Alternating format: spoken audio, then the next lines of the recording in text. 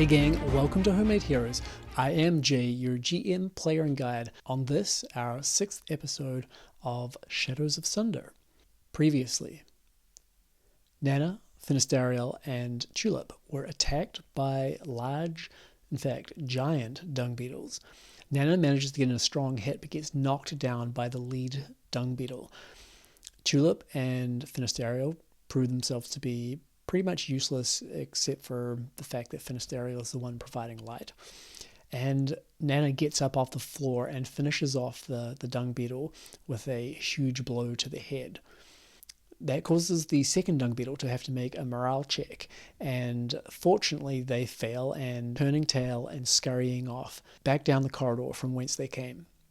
Finistariel is unable to figure out anything interesting or revealing about the dung beetles or their balls of dung, and so the group continues into the ruin, slowly moving down until they reach a large set of double doors. Nana peeks through the left side of the door and, not liking what she sees, tries to convince Finistariel that it's time to turn back, which I think is funny because she has been the person that has been pushing the other two along and encouraging Finistariel in particular to continue on with this rite of initiation. However, in this case, Finistariel won't take no for an answer. He is determined to take a look for himself, as he suspects there might be something here that he is interested in. However, when he opens the door, Finistariel is noticed, and a large voice booms out, inviting them to enter the chamber beyond the doors. Finistariel strides in, and Nana and Tulip run in behind him to find a huge winged reptile looming above Finistariel. And that's where we're going to pick things up today. Before we get right into the action, though, I would like to roll a name for this new creature, as it is intelligent, and I'm unsure yet whether this is going to be a foe or an NPC. So this is where I recorded the rolls that we did to create this monster a couple of episodes ago. And I have got a name section here for them. I've also, based on a little of the information that I revealed in the previous episode, decided on a title for this creature, and the title is The Keeper. So what we're going to do as far as coming up with a name is to use the name tables that Shadowdark has. So here you can see the character naming chart, which I am going to go ahead and use for this this creature. What I'm planning to do here is to take parts from names. So I'm going to treat each name as a set of syllables, and I'm going to choose and maybe rearrange the syllables to create a name that I think works. But we're going to use the table to come up with those particular syllables. We're going to roll a d6 to decide which column the name is going to come from, and then a d20 to decide on the row. After mixing those syllables around and bouncing back and forth a little bit, the name I have come up with is Dularalta. So our creature here, its name is Dularalta the Keeper. Finistariel stands below the head of this gigantic being, and he sees huge orb-like eyes at the end of a long, slim, greyish neck. A powerful but slender body lies below the neck, and a long tail ending in a wicked tip. Green and grey wings curl into the back of this large reptilian figure, but his gaze is drawn back again to the eyes. Finistariel's mind is racing, piecing together bits of information, but he isn't given long to ponder, as that deep voice again rings out, now from the mouth right above his head. So, you have yet to answer my question, young one. What brings you before me? It is rare that I have guests, so it was with great curiosity that I find that I have visitors again, at last. behind Finistarial. Nana has stopped dead. Tulip close behind her. At the beast's words, Nana sends an urgent whisper. Finistarial, tread carefully. The words barely register to Finistarial as he stares upwards.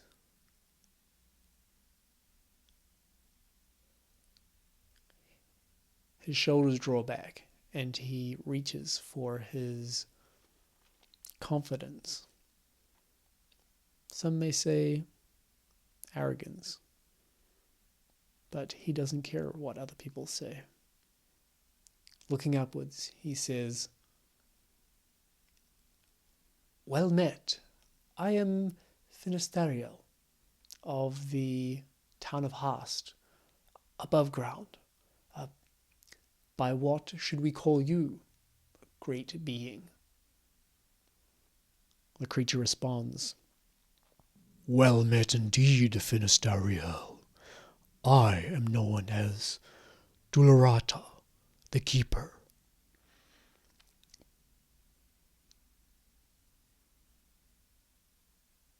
And your friends? First, behind me, you see Nana, a guardian of sorts. And behind her, Tulip, an unimportant and uninvited addition to this group. Well, pleased to make your acquaintance too, Nana, and Tulip. Again I ask, what brings you here, Finistariel? I think this is a great time for us to roll on the Oracle to see if we can establish how honest Finistariel is going to be, as this is a dream come true for him to encounter something new, something perhaps old, perhaps very old. So I think he's going to be very honest and maybe even, give more information than is even required by this creature. So let's roll with advantage. Will Finistariel speak honestly? Okay, so we got a 10 and a 12, and as we know, we're taking the highest, so that's a 12. That's a yes. Finistariel responds to Dularalta and tells her about the shrouding, the rite of initiation that brings himself and other young members of Hast into the ruins on the borders of the town. He also starts to talk about how he has books at home and has spent time studying, trying to find out more about what happened before the Sundering. As he slowly runs out of things to say, he asks, "Were you alive before the Sundering?" I don't want to bore you with any long tales, Finistariel. Given the length of these tales, perhaps some sort of agreement could be made, whereby you could do me a small favor, and I in turn will share some information with you. How does that sound, Finistariel? Oh, yes, I think that sounds very good. Nana, what do you think? Nana walks up to Finistariel's side. A pleasure to meet you, of course. But what is this task? We have to be back up above ground in fairly short order. So I don't know that we can help you as much as we would like to, of course. But Nana, Nana, I find your attitude a little unfortunate. I think that Finistariel here has the right idea. We can help each other, can't we? A small favor only, and one to which I will gladly repay. well, Nana, I believe this is within our powers, and well, 'twas just a moment ago that you were encouraging me to continue on with this adventure, to look for new experiences and bring back something that we could be proud of, that we can show the other members of Hast. Is there anything that you could give us to take back a small treasure of some sort? Oh, I can indeed. If you were to help me with my small quest. Let's roll again on the Oracle and see if this is something that Nana's going to get behind. I'm going to roll with disadvantage here, as I don't think that Nana is on board with this. I'm really sure Nana is not on board with this. So we're rolling with disadvantage, which means we are going to take the lower of the two rolls.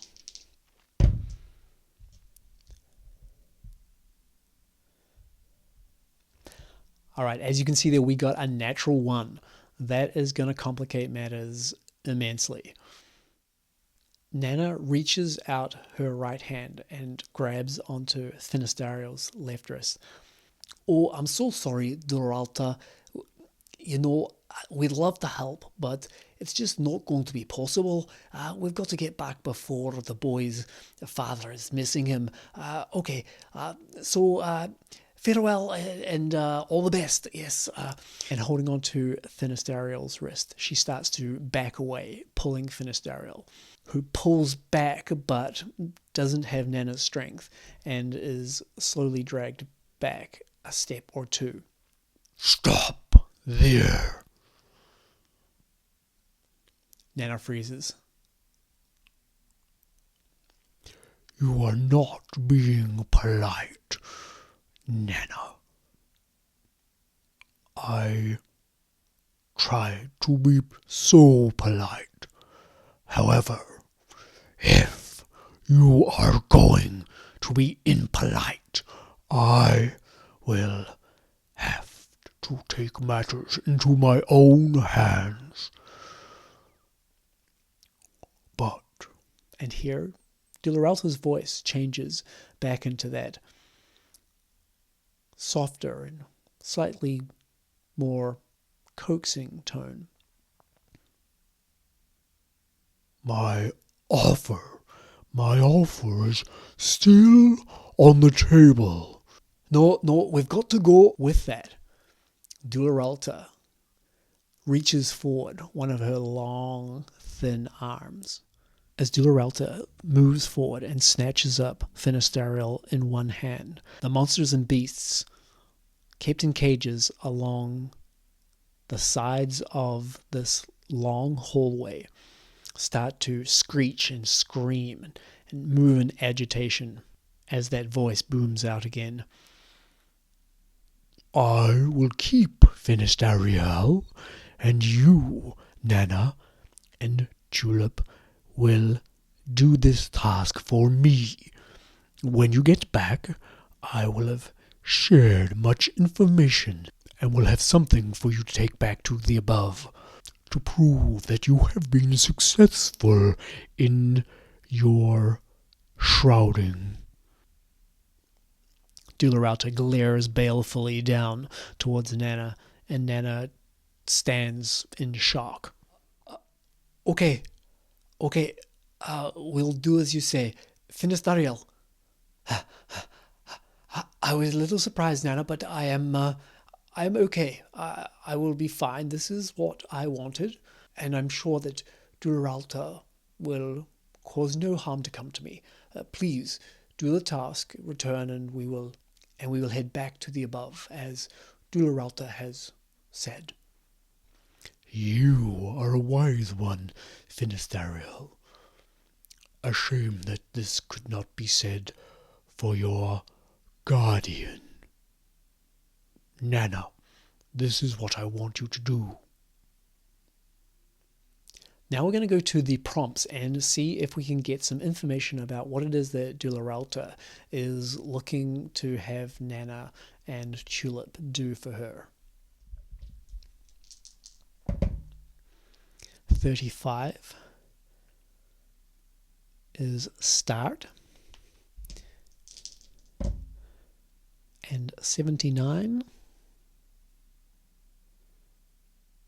is result. I think the word result has given me a sense of where this is going.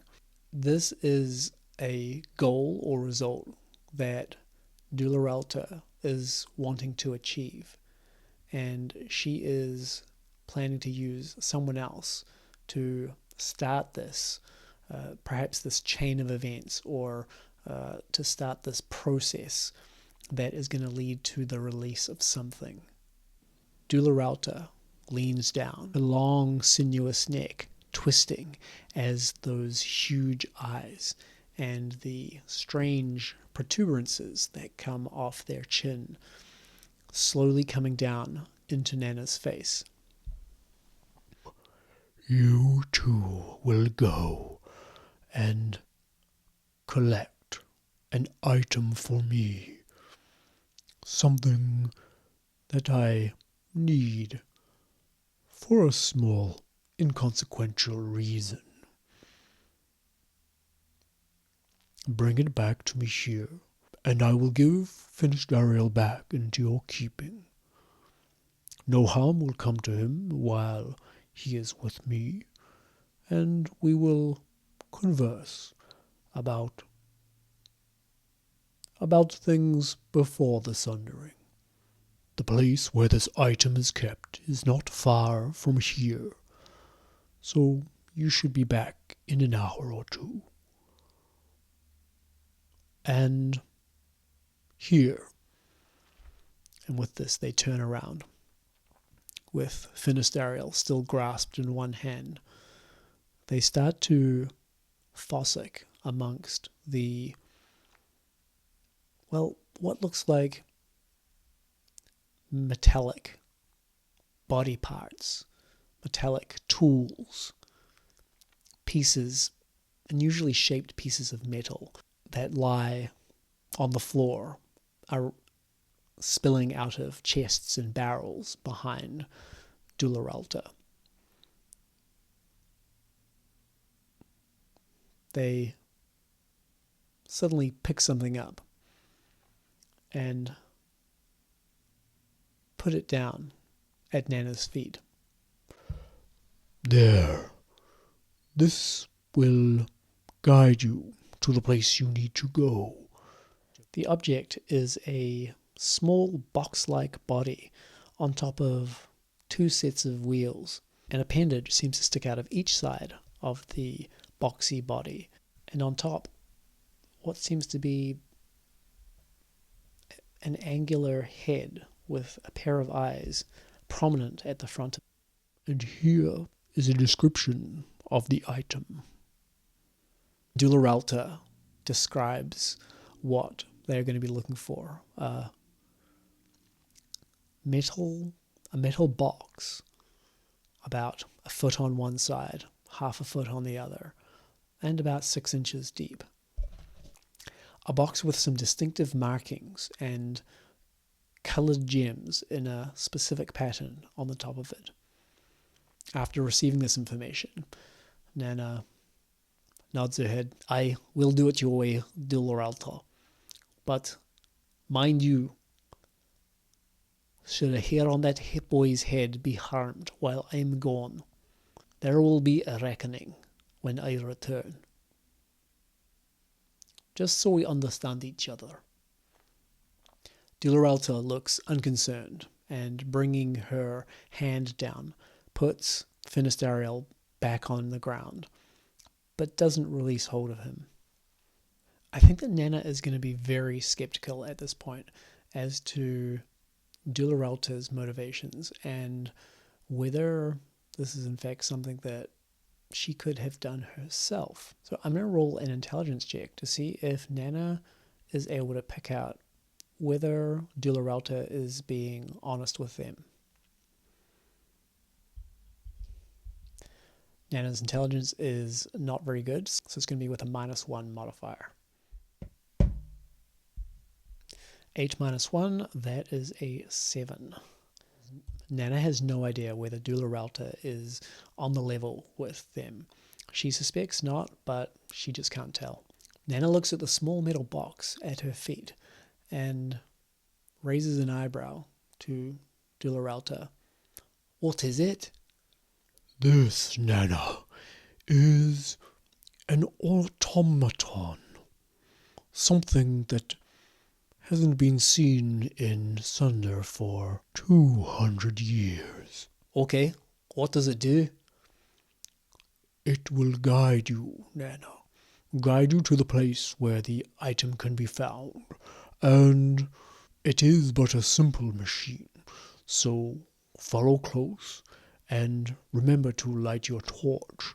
The hallways here are dark, and it is beyond my power to light them or keep them lit. Once you have found the item, tell the automaton that you are ready to return. It will come back to me, and you will follow. Any other questions? No, that's it. We'll be on then. Nana and Tulip head out, following the small wheeled body that leads the way. Tulip is now carrying a torch, as they no longer have the use of Finistariel's light spell. As it seems that Dularalta is unable to access this item themselves, I think there must be some kind of hazard in the part of the ruin that this object lies in.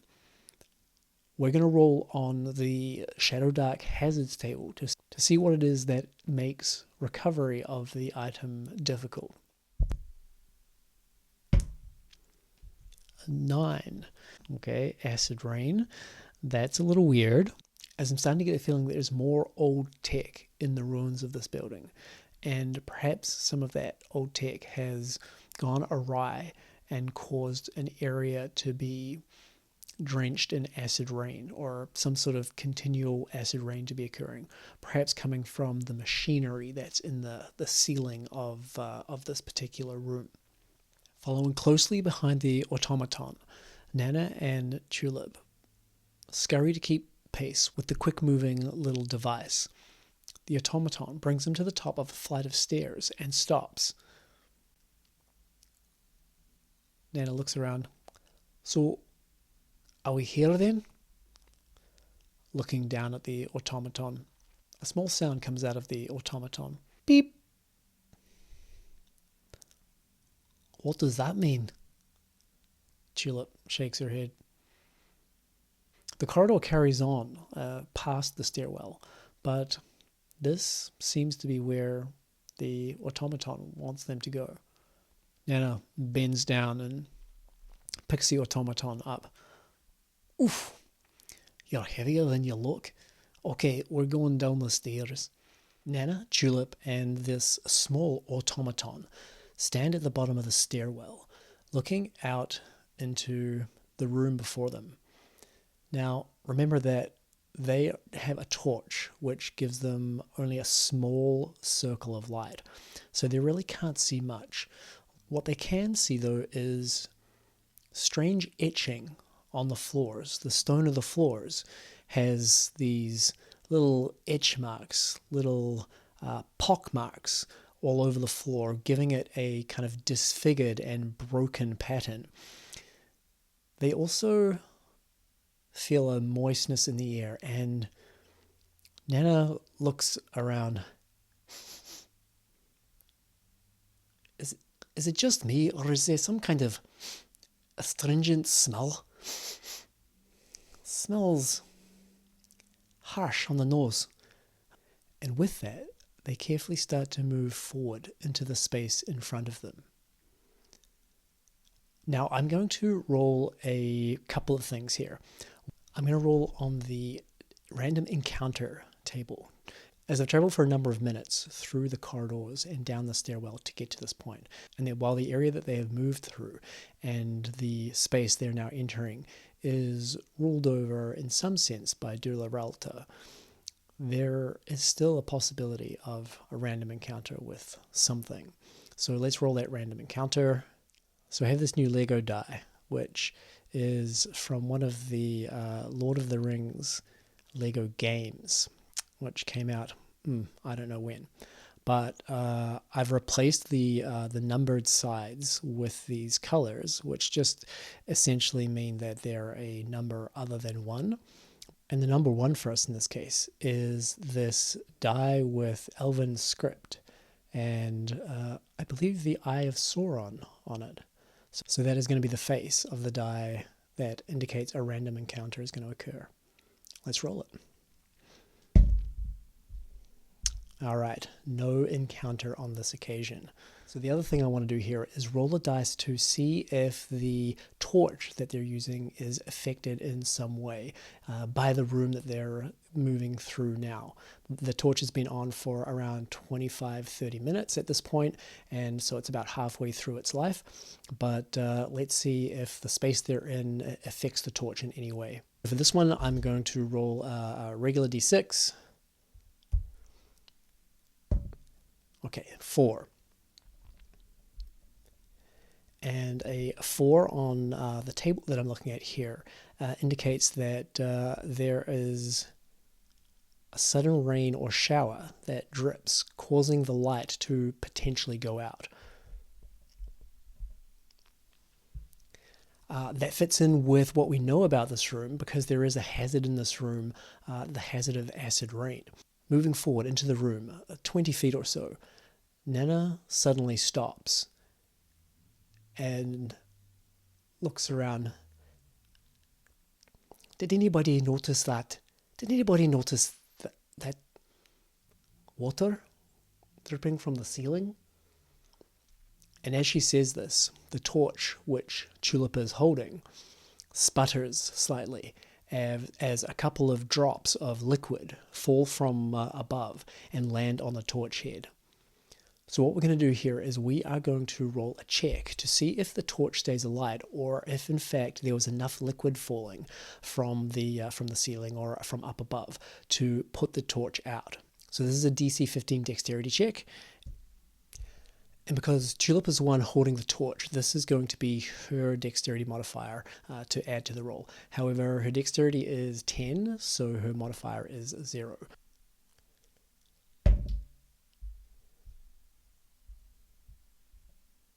That is a 7.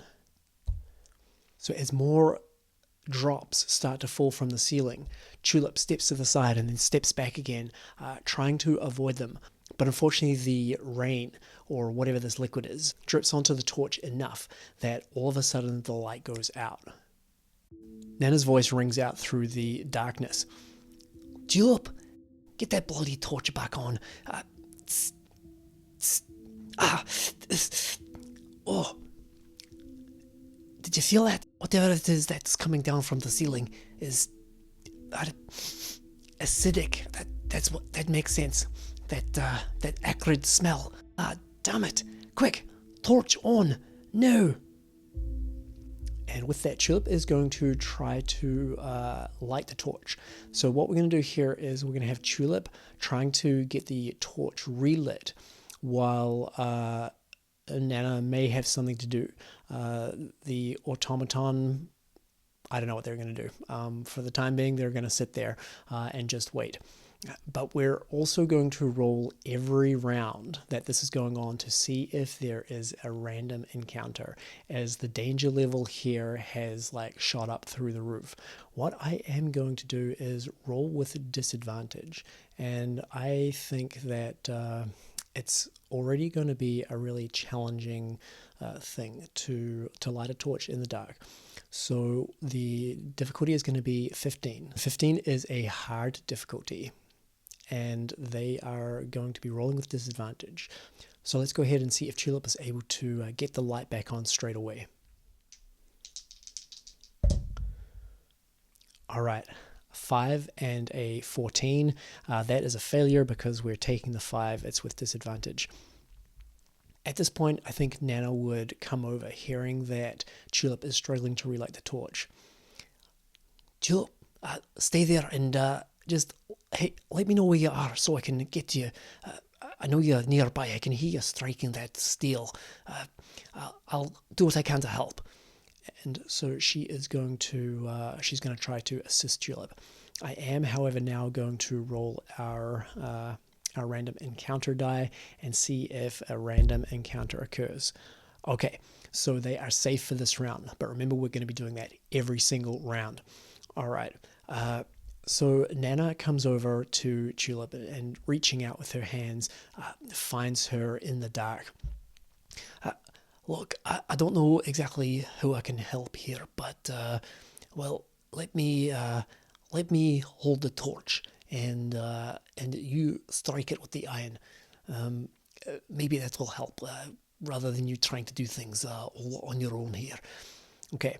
Now, because of this action, I'm going to say that is going to it's going to take away the disadvantage that they are dealing with. So this time I'm going to roll just a straight roll.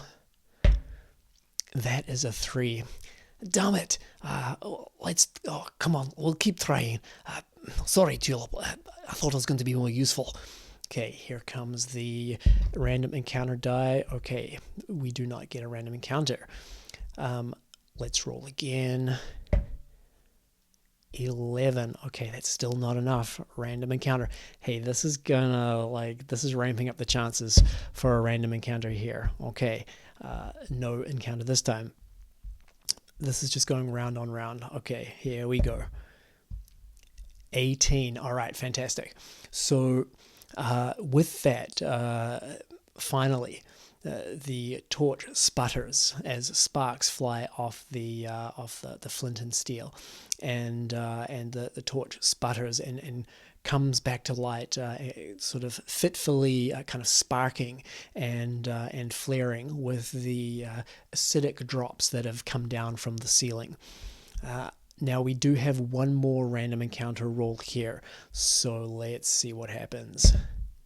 All right, nothing leaps out of the dark. Okay, so they stand around and everybody's kind of a little sweaty and oh, okay. Well, that was a close thing. As Nana looks around, inspecting, she looks down at the small automaton at her feet. Can you do anything useful aside from guiding us to this place? Hello? Well, I guess not. Oh well. The small automaton, which had stopped when the light went out, starts moving again, moving forward in a straight line, and Nana and Julep fall into line behind the automaton. This is going to get a little tricky to track, but I think that there will also be some other kind of effect of the acid rain. I don't think that it's particularly strong acid rain, but it certainly was strong enough to etch the floor here over time. Every 5 rounds or so, I'm going to do a constitution check for the characters to see if they sustain any damage from the acid rain that is dropping onto them. And if they fail that check, then I'll roll a die and see how much damage they sustain. Given that we've had about 5 rounds now, due to the situation with the torch going out, I am going to roll that Constitution check for both of them now. So the black die is going to be Nana, and the purple die is going to be Julep. So rolling Constitution. Oof. They both roll horribly. That's a 3 for Nana and a natural 1 for Julep.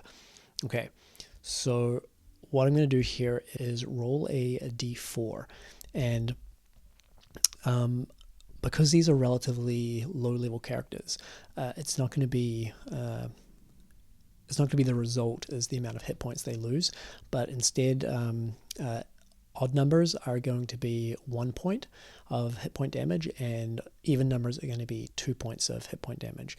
That way, it's a bit more sustainable for characters, I think, such as Tulip, who has very low hit points.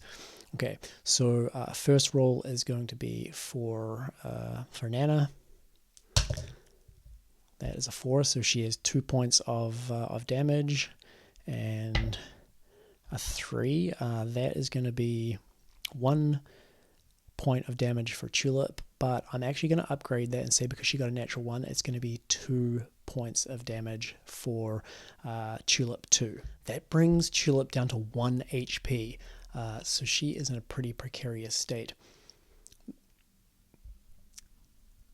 So suffering minor burns over the exposed parts of their bodies, hands, face. They continue to move through with their small ring of light illuminating just a very small amount of space in front of them, keeping the automaton at the edge of that ring of light. I think at this point, like, they would be noticing that there are other sounds here in the room. There are kind of like hisses and creaks, and as the acid rain had fallen from above, possibly not wisely, Nana would have probably like looked up to the ceiling, and the ceiling in here is about like 20 feet high. And there is this kind of light mist that just kind of hangs over at the very top of the room, at the very ceilings, at the very ceiling. This thin inch deep mist hangs up there, and this seems to be where the acid rain is coming from. She also notices that there are a number of pipes that run across the ceiling in a direction from where they came and heading straight down in the direction that they're going. Before too long, the automaton stops, and as Tulip with the torch catches up and kind of brings the torch beyond the stopped automaton, they notice that they have come to a wall which is covered in, well, I mean, to their eyes, covered in strange boxes of metal. Some of them freestanding, some attached to the walls. Nana can see in the light that those tubes and pipes that had run across the ceiling over their head all the way through this hall come down the wall at the back and seem to attach to some of the metal casements that are attached to the wall. Some of them coming down and connecting to the freestanding boxes and plinths or columns that seem to stick up in apparently random places throughout this back wall of the throughout this back section of the room. Also, here and there are little lights that flash weakly, and so there is just a tiny like amount of glow coming from these lights that are either steadily on or sometimes like just flashing intermittently. And there seems like there are other like darkened orbs that maybe used to provide light or show some kind of light. It's all very mysterious. At this point, we're going to roll on the random encounter die again to see if there is any chance of a random encounter. No, we get a blank. So, Tulip, do you see anything on the wall back there that looks anything like what Dularalta described? She said something about a metal box with like orbs and little lights and so forth. I mean, none of the lights here seem to be working all that well. Maybe we go a little closer, yes? And they move a little closer, leaving the automaton just behind them, and still within the circle of light. Tulip reaches up her torch and brings it closer to the wall. Now, I'm going to say that they will be able to find this. One of the cool things about Shadowdark is that if there's no time pressure caused by danger or anything like that, that somebody searching a room, spending a significant amount of time searching a room, is able to find what they're looking for. Two things to bear in mind here, however. One is that random encounter die is going to be rolled again, as this is a risky environment, and two, we have the Constitution check to see whether they are burned by the acid rain that continues to fall intermittently around them. They spend some time searching for a panel or a small box that meets the description that they'd been given by Dularalta. Eventually, off to the right-hand side of the room, they find an area slightly hidden behind a low plinth, where a couple of lights are steadily on. They're not any brighter than the other dim lights that kind of barely show on the rest of the wall. However, they are not flickering; they're steady, if muted. Julep, look at this. Do you think this is it? It looks like it may be the one that Dularalta was referencing. Julep responds, "Yes, I think that might be it, Nana. Well done. Let's get it off the wall and get out of here." With that, they start to look at this casing and try to figure out how to pry it from the wall, as it seems like it's fixed in. Now, Nana does have a crowbar in her backpack, so eventually she's going to go to that and pull it out and start to get the crowbar under the edge and start to try to lever it off the wall. I don't think that this is going to take too long, as I think Dularalta probably would have informed them if it was going to require any sort of serious investment of time or use of tools to remove it.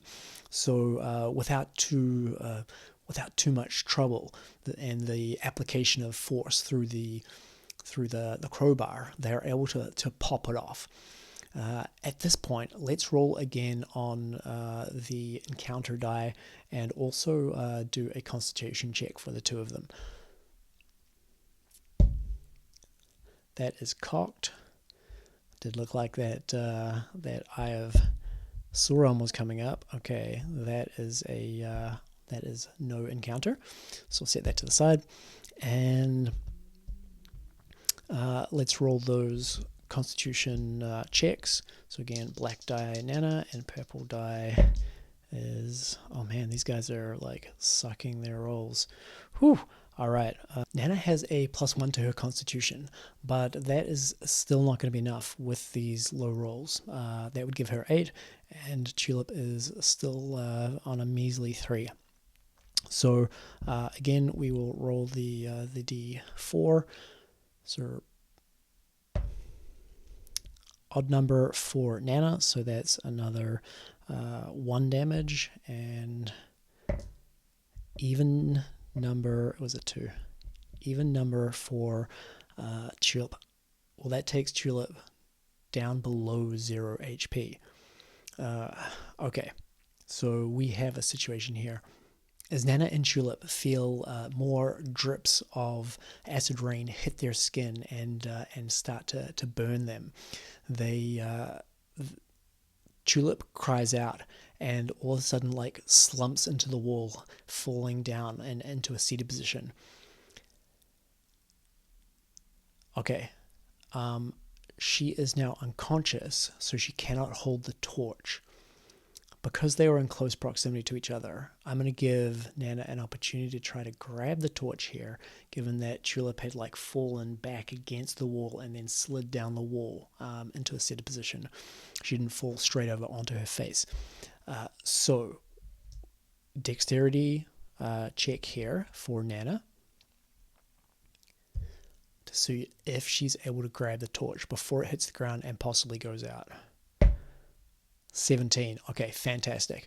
So as Tulip cries out, ah, and hits the wall, falling to the floor, Nana reaches out and grabs onto the torch, holding it in her hand and keeping it alight. The box, the casement that she'd been sent to collect by Dularalta,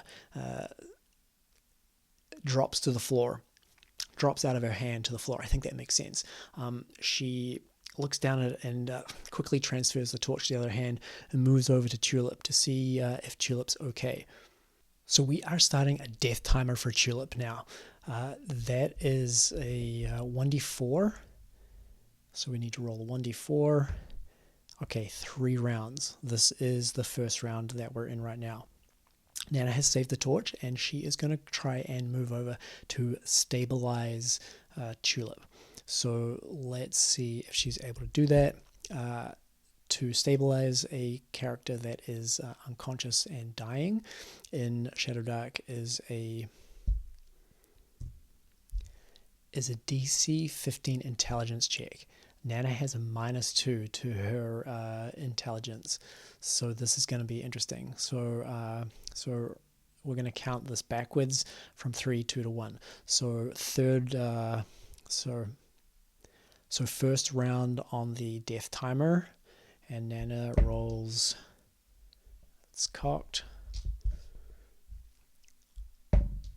Nana rolls a 14 -2, 12. It's not enough. Tulip lies on the floor unconscious, making these short, staggered breaths. Nana looks her over and sees that there's an area on her back where it seems like the acid rain has eaten through her cloak, and there's a large wound covering a large part of her shoulders that she must have noticed but had kept quiet about. All right, we are going to, again, now we're going to roll the encounter. We're going to roll the random encounter die here because it's been a couple of rounds. So let's see.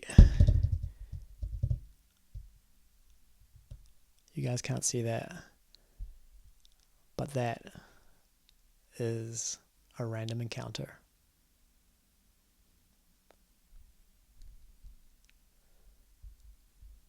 Things are getting really interesting. I'm going to roll for that random encounter on the next round.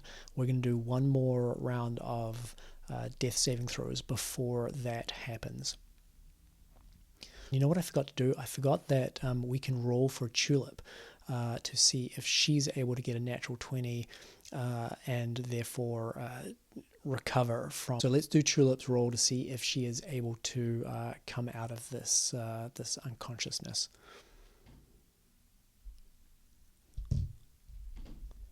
She needs a natural 20 to do this by herself. That is a 10. It is not successful. We're going to roll to see if Nana can stabilize Tulip.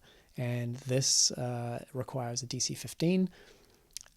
And we need to get a 17 because Nana has a -2 modifier to her intelligence.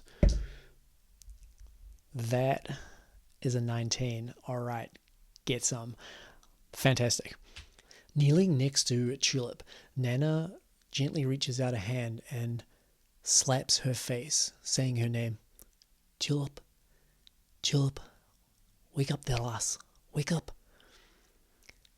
Tulip groans, but doesn't regain consciousness. However, Nana has a feeling that she's not far off, but doesn't know what she can do to get Tulip the rest of the way and get her back on her feet and out of here. Now, however, we have an encounter to figure out. But that's all we've got time for today, folks. So next week we are going to be starting with rolling that encounter and figuring out what it is that Nana and Tulip are going to be dealing with down here in this hall filled with acid rain.